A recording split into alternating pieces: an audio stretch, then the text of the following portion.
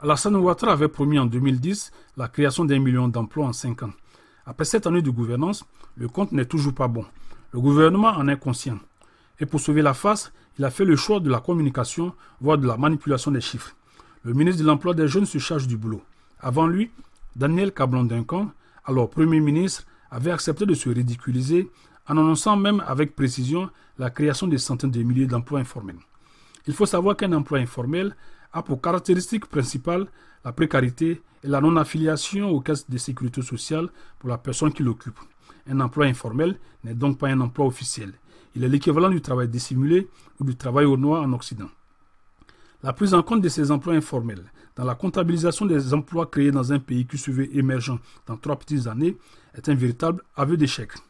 En effet, le chômage endémique en Côte d'Ivoire perturbe le gouvernement au point qu'Ahmed Bakayoko, les jours pairs, annonce que la Côte d'Ivoire est en paix avec le retour des investisseurs et les jours impairs, comme pour justifier l'échec, pointe du doigt l'absence de paix qui serait responsable du chômage.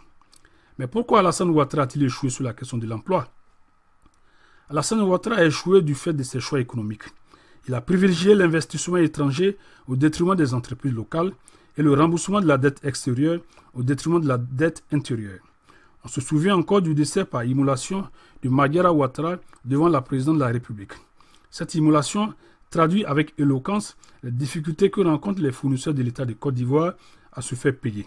Or, privé des ressources financières, une entreprise locale qui emploie des Ivoiriens, épargne, investit et consomme en Côte d'Ivoire, c'est faire le choix de tuer l'économie locale. On le voit bien, la course aux investisseurs étrangers et à l'endettement n'est toujours pas à l'avantage d'un pays. L'argent de l'étranger peut fabriquer une croissance, mais une croissance économique fabriquée ne crée pas d'emploi. C'est le cas de la Côte d'Ivoire.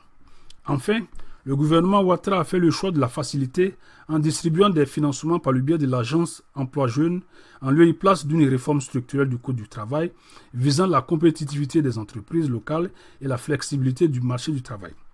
Les entreprises locales ont besoin que l'État baisse leurs charges sociales pour leur permettre d'embaucher et surtout tourner le dos au travail informel. C'est cela la modernité. Et c'est surprenant qu'un gouvernement dit des technocrates l'ignore encore.